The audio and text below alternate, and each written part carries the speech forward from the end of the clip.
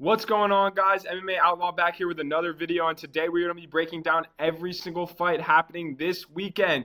UFC Canada, we are coming to you, and your boy is fighting in the main event, Mike Malott versus Gilbert Burns. And so, Canada, I am sorry. We're gonna get right into this card right here. We're gonna get right into this Gilbert Burns card, but Canada, I apologize. They always are doing you guys so dirty. I mean, this card, we got Herbert versus Mandel Nallo on the main card. On the main card. Gage Young versus Thiago Moises on the main card. Man, Canada, I apologize. And let's just say, guys, we're going to get right into the prelim opener of Siraj versus Yannis. And with these fights that are happening here on this card, this is not going to be a strong betting card for any one of us. This is not going to be certainly no hammer spots here. Certainly not very confident in some of our predictions here. Siraj, I've watched a little bit of film on him. Yannis, we saw him come into the 145 division, again now fighting in bantamweight, so he's moving down to 135. Hopefully he can, step in and actually make weight here. But Yannis, I'm drawing a blank on who he lost to. Yeah, he got subbed by Austin Bashi in round one, but Bashi is a very, very talented grappler, and we haven't really been able to see much from Yannis because Bashi just took him down right away. And man, I don't know if it's Jaime, I don't know if it's Jamie, Siraj. I mean, oh God, he hit the level of competition. The level of competition. I believe the fighter that he fought last is 1-6 in his last bouts, and so ultimately having a very, very difficult time with this one. Don't really know the height or reach of Jamie. And so we're actually, we're going to use some, I was just, scrolling through Tapology a little bit earlier. We're going to use some Tapology here to help us out with some of these picks because I am really, really struggling here. I think the one saving grace, okay, he did fight Donnie Matos, who was 27-12, but the one saving grace of him is he does train at TriStar. And Firas Zahabi is a very, very, very good coach. But man, this is really tough. This is really tough. I'm having a really difficult decision on who to go with. I think ultimately this fight probably comes down. Oh God, this is what I'm saying about these fights here. These guys there's not much tape on these guys. That KO over Nikawari, yeah, that was a very, very impressive win. But man, he got subbed. He's been subbed twice. That's where the other guy is strong. Ultimately, we are in Canada. I think if Yannis is able to keep it on the feet, he's probably gonna piece him up, potentially win. But ultimately, I am when in doubt. Oh my God, I can't even. When in doubt. When you're in Canada, if there's a close decision, it's going to go to the Canadian. I think Jamie definitely has the big advantage here on the ground, and so we're ultimately going to go with Siraj over Yannis. But let me tell you, I don't even see a betting line for this on FanDuel, so I don't even know what the odds are. I think maybe if I understood what the odds were, I would understand. If Yannis is like a plus 250. Maybe you take a flyer on Yannis because he does have some solid stand-up. I know we got freaking dominated by Austin Bashi, but who wouldn't get dominated by Austin Bashi stepping in on short notice? And so ultimately going to go with Siraj to get the job done by submission or decision, but again, not very confident in that first pick. And so moving onward, John Castaneda versus Mark Vologdin. And I do remember Mark. Mark is this kind of shorter, tubbier guy. Fought on the Contender Series. Man, I'm drawing a blank on who he lost to on the Contender Series, but turned in an incredible performance on the Contender Series. Ultimately, didn't get the job done, right? Lost to Martini. Adriana Luna Martinetti. Oh my God, this card, man. Guys that have not fought in the UFC before, this is so difficult. I was struggling before the video to try and think of who And ultimately, John Castaneda, right, he's going to have the massive advantage in experience, right? He's fought Chris Gutierrez. He's fought Daniel Marcos. But again, like Chris Gutierrez is not that great of a fighter. And ultimately, if I'm recalling that Chris Gutierrez fight, I really did think John Castaneda, oh man, I really thought John Castaneda would get the job done. And I thought he potentially did win that fight. Castaneda is on the older side, right? Castaneda is ultimately 34. Mark is, how old is Mark? Mark is 25. Mark trains at All-Star MMA. Ultimately, I did look at the odds here to help me kind of think, where am I going to go on this card? This is a very difficult card. And so ultimately, I am going to lean with Mark. And really, I think this is a 50-50 fight. I think Mark was, plus 115? I'm just going back to double check, guys. Don't want to give you guys inaccurate information. Yeah, Mark moved from plus 115 to plus 110. Ultimately, I think John Castaneda is getting older, something that I really don't like.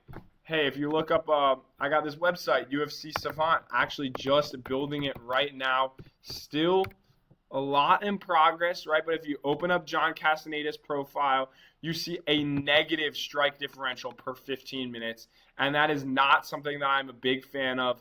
Ultimately, John Castaneda's defense leaves a lot to be desired. I believe that Mark Vologdin is going to get the job done, probably get the job done by decision, but again, a very, very hard fight to pick. We're probably not going to have many best bets here. I'm probably going to sprinkle Mark here, though. I like Mark, the underdog, the shorter Russian, to get the job done over John Castaneda. And so, moving onward, J.J. Aldrich versus Jamey-Lyn Horth. Again, I don't know how many times I'm going to say this on this card, a very, very difficult fight to pick. J.J. Aldrich has been in good form recently, so has Jamey-Lyn Horth. Jamey-Lyn Horth has won, I believe, her last 2 bouts. Whereas J.J. Aldrich, I think, has won 3 of her last 4. And so very, very competitive these 2 women are. But J.J. Aldrich leaves a lot to be desired in the defensive game. I think J.J. Aldrich, a lot of her game is, moving forward, bringing pressure, volume, and just kind of being able to beat the other fighter by being slightly more active. And I think that is going to be, that's going to be very, very hard to do against someone like Jamey-Lyn Horth. Jamey-Lyn Horth is very, very tall, and I know she said it has her at the reach disadvantage, but I think the height is totally going to play a role here. But Jamey-Lyn Horth is old. But she's, she beat Vanessa Demopoulos. She's beat Teresa Bleda, KO'd Teresa Bleda. Split decision loss to Veronica Hardy, lost to Miranda Maverick. Very, very respectable losses in Jamey-Lyn Horth's career. And J.J. Aldrich, on the other hand, has had some great wins, but has had a lot of ups and downs. Beat Angela Lee, lost to Veronica Hardy. Ariana Lipsky lost to, got submitted by, Aaron Blanchfield, Aaron Nurmagomedov. There's no shame in that. Ultimately, though, I think this is going to be a really, really close fight, and I think it's going to end up being a close decision. And when you have a close decision, especially with a hometown fighter, we don't go to Canada all that often. And so ultimately, I am going to lean Jamey-Lyn Horth gets the job done by decision. Jamey-Lyn Horth is a minus 160 favorite. Her to get the job done by points is plus 110. I think ultimately that's a really, really well-priced line. I think that's about perfect. I do think Jamey-Lyn Horth gets the job done by decision. And so, moving onward, Melissa Croden versus Daria Zhelezniakova. And so this is actually a women's fight that I'm very, very excited for. Daria Zhelezniakova brings some forward pressure. She throws a lot of punches. And this is pretty much a mirror matchup here. Melissa Croden is also a very, very, very talented fighter. I'm drawing a blank on who Melissa Croden fought last. But yeah, she lost to Luana Santos. But before that, we saw her KO, who was it, Lisboa? Thayanara Lisboa. So that was a great performance. Daria Zhelezniakova has had a lot more UFC experience. We have seen her in, I guess it isn't that much more, 3 fights. I just feel like I've seen Daria Zhelezniakova a lot. That decision win over Melissa Mullins, yes, she absolutely won. And she won on volume. She won by moving forward. She won by landing the better punches. But I wasn't all that impressed. She beat Montserrat Rendon. I do believe Montserrat Rendon is a better win than people give it credit for. But we just saw her absolutely dismantled. And obviously that loss to Aylin Perez. But losing to Aylin Perez is nothing to be ashamed of. ultimately, again, I think this is going to be an incredibly close fight. And I said it once, I'll say it again. In these incredibly close fights, particularly in women's MMA, ultimately, like both those last two fights, they're probably going to be no bet spots. But I do believe Melissa Croden, man, like I'm trying to look at the method of victories, but Melissa Croden by points is plus 165, and ultimately I do lean Melissa Croden. And if I'm leaning Melissa Croden, and I know that the fight is already in Canada, ultimately that's got to be the pick. Melissa Croden to get the job done by decision. I also do believe if one woman has more finishing equity, it probably is Melissa Croden. I could see Daria Zhelezniakova putting it on in the later rounds, but I think Melissa Croden is going to come out at the beginning of the fight and be the cleaner striker, the better fighter. So ultimately going with Melissa Croden here, but again, probably a no bet spot. And I get, Tanner Boser coming back to the UFC. His last fight in the UFC was at 205, but he is fighting this one at heavyweight. He's fought most of his career at heavyweight. Tanner Boser is a very, very interesting heavyweight fighter, right? He comes in there, brings some pace, not a lot of punching power, kind of got the pillow fist, if I may say myself, but Tanner Boser comes in there and he just kind of does his thing, brings forward pressure, throws a lot of volume, but he doesn't have that much pop, and I do believe that is going to harm Tanner Boser here. He's fighting, I'm not even going to try and pronounce the name, but I did check out the Tapology. I did watch one of his I forgot who he fought, but he had a crazy KO win in the fight that I rewatched.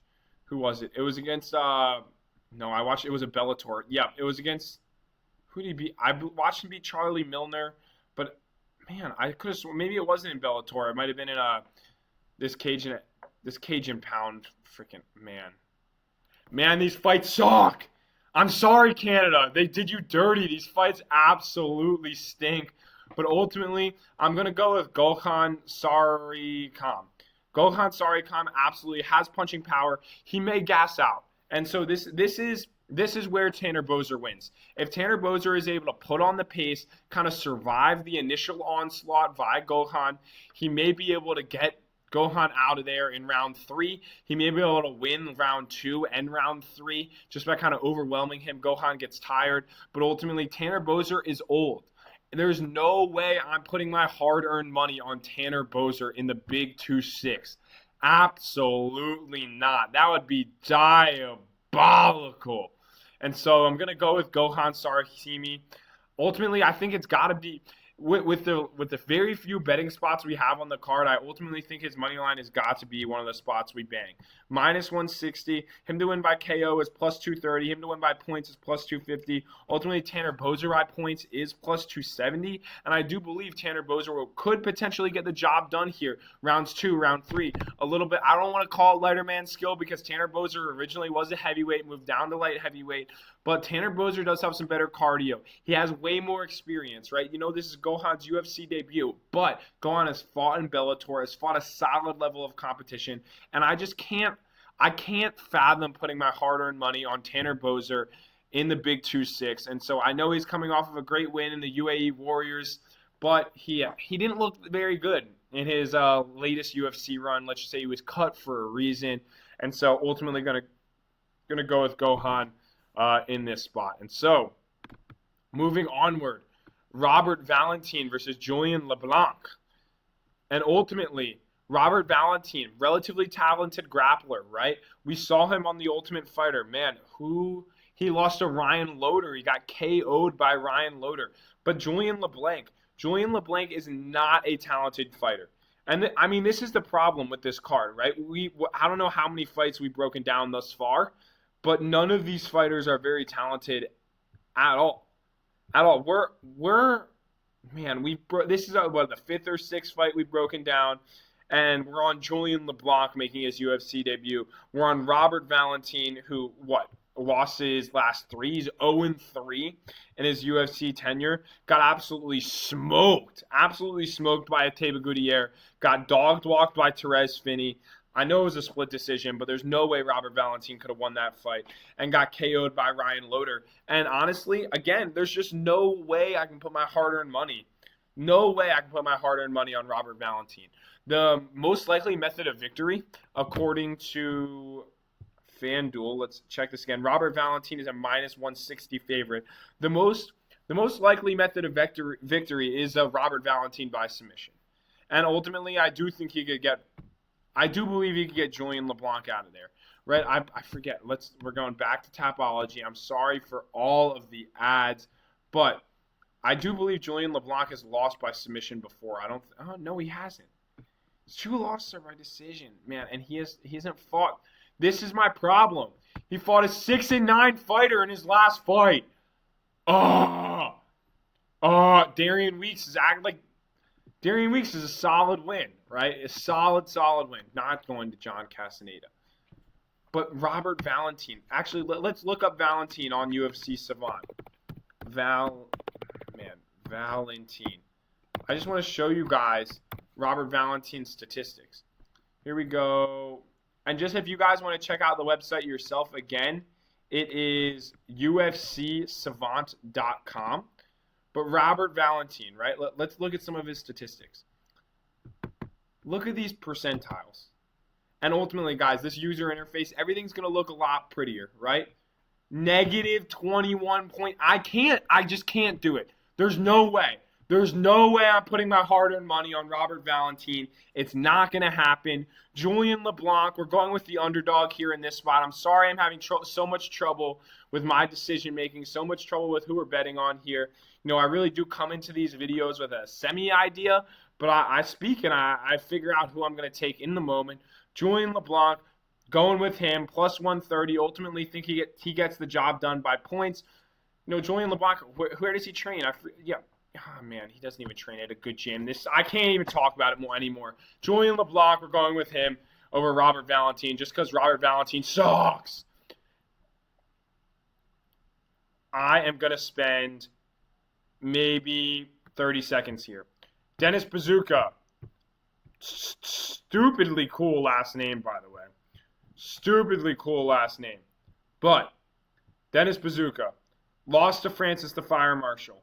Yes, absolutely great KO win over, who is that? Connor Matthews, but got UD'd by Sean Woodson, got KO'd by Jamal Emmers. Not the best fighter. Not the best fighter at all. What have we seen from Marcio Barbosa? An incredible first-round KO on Dana White's Contender Series. Has knocked out the last 4 opponents in the first round. Ultimately, Dennis Buzukja, you are going to get slimed the hell out. I'm going with Marcio Barbosa. Let's just say there's a reason Barbosa is a minus 600 favorite. Dennis Buzukja, see you later. Welcome to the Shadow Realm. Let's move onward to the main card. Man, I can't deal with this. Thiago Moises versus Guage Young is the featured prelim. Man, Canada, I am so sorry. I am so sorry. And this is a fight, again, I had a lot of trouble. Just like all the other fucking fights. I've had so much trouble. Man. Oh, God. I'm trying to figure this out in the moment. Let's go back to Tapology. Let's do some more. You know, Thiago Moises, I know he hasn't been good in his recent fights, right? He's fought it out of American top team, but loses to Jared Gordon, Ludwig Klein, Trey Ogden, a fine win. Mitch Ramirez won that fight by leg kicks. I do remember that. Got slimed out by BSD. But Guage Young, also, you know, just not the best at all. Losing to Evan Elder, but he beat Meshatate. Man, these fights are impossible to pick. They're impossible to pick, guys. I would not be betting. Do not put your hard-earned money on this card. Remember last week I told you absolutely hammer Carlos Ulberg. There were some great hammer spots here. Ultimately, this fight at lightweight, Guage Young. How old is Thiago Moises? I think Thiago Moises is younger than all of us think, just because he's been in the UFC for so long. We remember, you know, Islam Makhachev going into a 4th round with Thiago Moises. These are the things that I'm like, man, there's no way this guy Thiago Moises is going to lose to Guage Young. Like, no way. No way. But he went a unanimous decision. He did go a unanimous decision with Quillen Salkild, even though he lost on Dana White's Contender Series. Guage Young is not that bad. He's just not that bad. Fuck.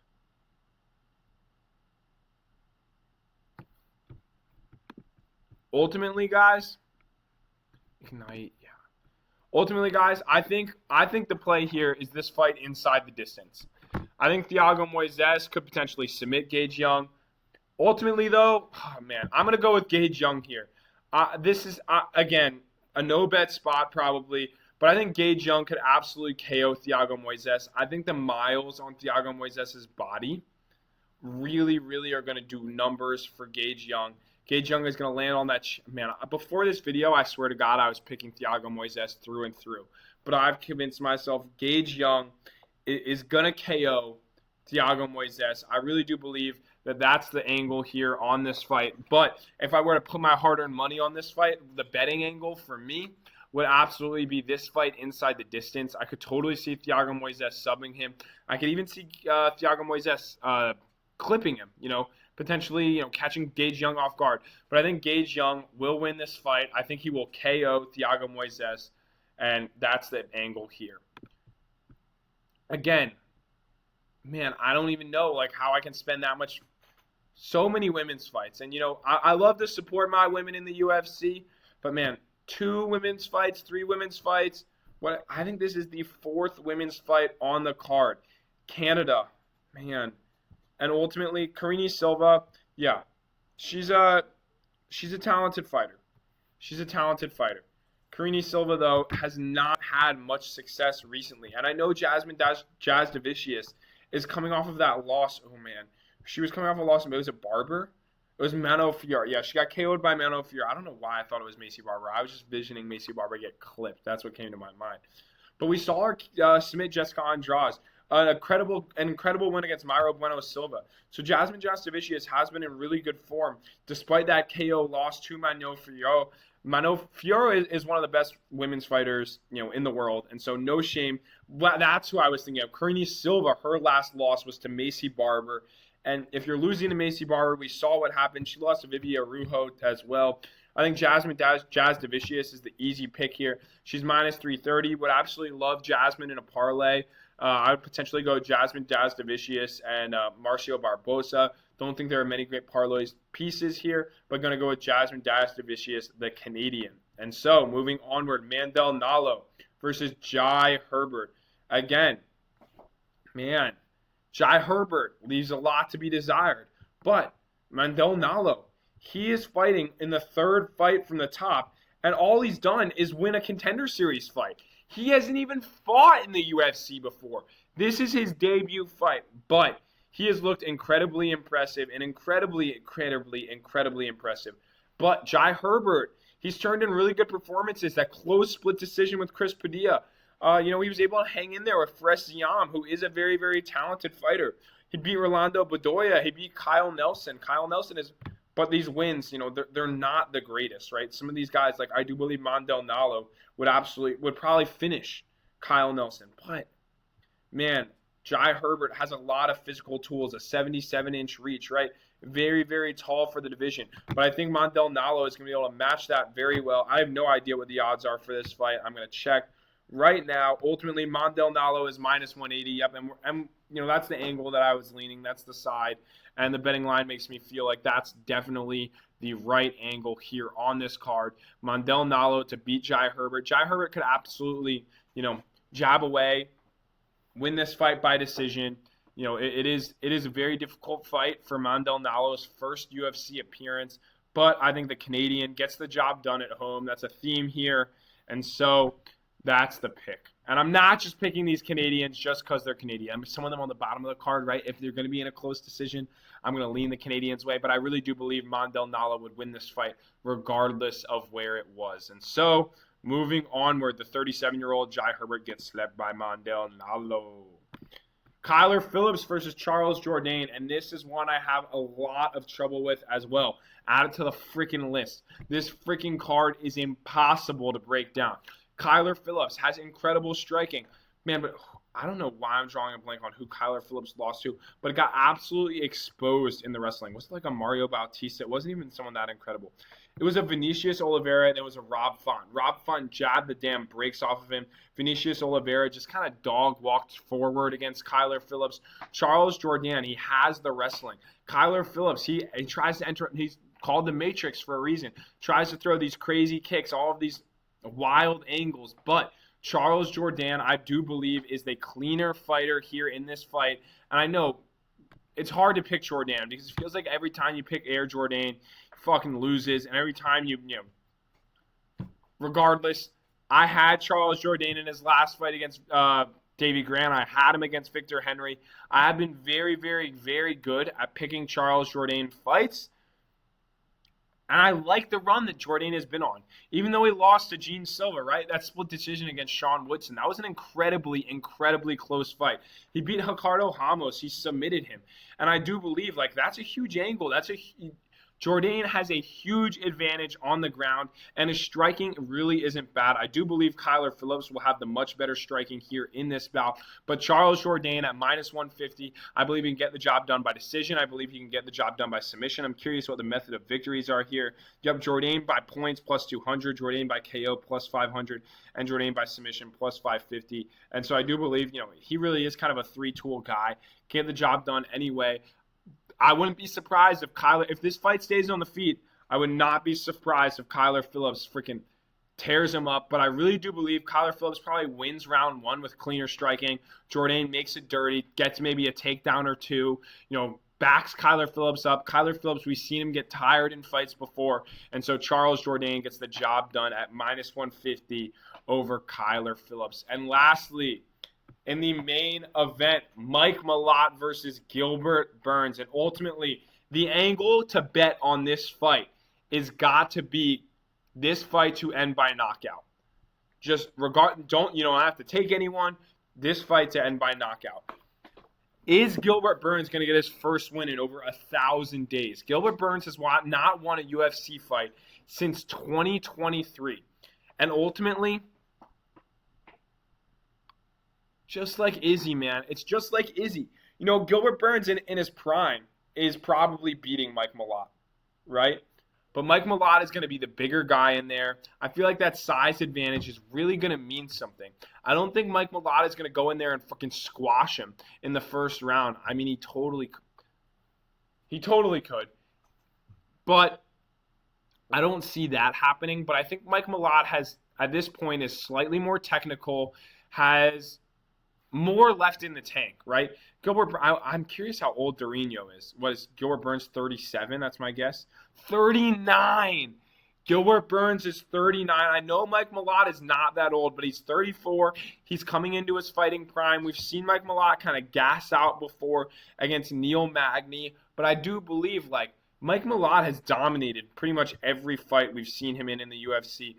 I even believe, a guy like Kevin Holland, Kevin Holland might beat Gilbert Burns at this point in Gilbert's career, right? The only freaking will Gilbert could have would be, taking a guy like Holland down. And Mike Malott really dealt with Holland very, very easily. He was able to disperse of Charles Radke by knockout. And I do believe ultimately the angle here is Mike Malott to win the fight by KO. Malott is -320. And I don't mind that money line. If you want to do a little Canadian fighter parlay, a little Mike Malott, Jasmine Jasudavicius action, would not mind at all. Mike Malott to get the job done by KO is -110. I think that is kind of crazy. Wait, how the fight won? The fight to end by KO is -155. I think that's the betting angle here. Ultimately, I think Mike Malott is on the winning side of this, but I do believe, we've seen Mike Malott get put away before, and Gilbert Burns, he has heart, he has passion, and so ultimately, Gilbert Burns could very easily get the job done here, but I'm leaning Mike Malott very strongly. I wouldn't mind throwing Malott in a parlay, but definitely the heaviest betting angle on this fight is the fight to end by KO at -155. And so we are going to, as we always do, we're going to speed run through every single fight pick on the UFC Winnipeg card. Canada, I am sorry that this is the card you are getting. And so we're going to go with Mike Malott in the main event. We're going to go with Charles Air Jourdain in the co-main. We're going to go with Mandel Nallo. The Canadians are going to go 3 for 3. How about Jasmine Jasudavicius to make the Canadians go 4 for 4? Guage Young in the prelim, not in the prelim, god damn it, in the main card opener. I'm going with Barbosa in the prelim, the featured prelim, Julien Leblanc, and then we're going to go with Gokhan to upset Tanner Boser. I know the Canadians, I'm sorry, guys, you can't win everyone. This fight, I'm still going back and forth on Zhelezniakova and Melissa Croden, ultimately leaning Melissa Croden. Then we're going to go Jamey-Lyn Horth. We're going to go with Mark Vologdin, and then we're going to go with Jamie Sira as well. And so I do think this is going to be a wonderful night for Canada. And then let me tell you guys all of the betting angles that I think. So this Gilbert Burns versus Mike Malott fight, this fight to end by KO at -150. That is absolutely the line. I think Charles Jourdain on the money line, not a bad bet, but don't love it.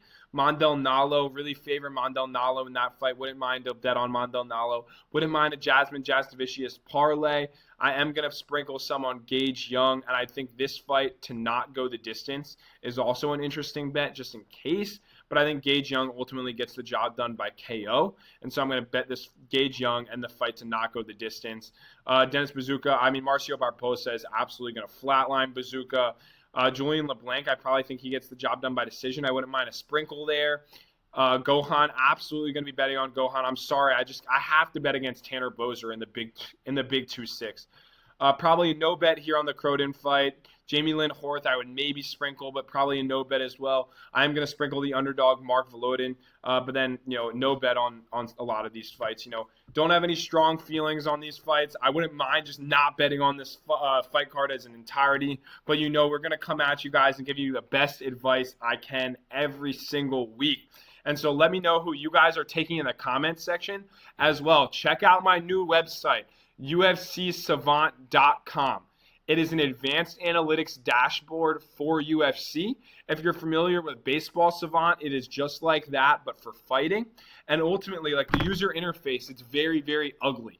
It is very ugly, but I'm going to be continuously working on it over the next month and a half, and I'm just going to keep improving it, and ultimately it will get a lot prettier. But if you guys want advanced analytics on the UFC, check out UFCsavant.com. Let me know who you're going to pick again in the comments section, and if you enjoyed content just like this, make sure to like and subscribe. I'll catch you guys on the next one. Peace.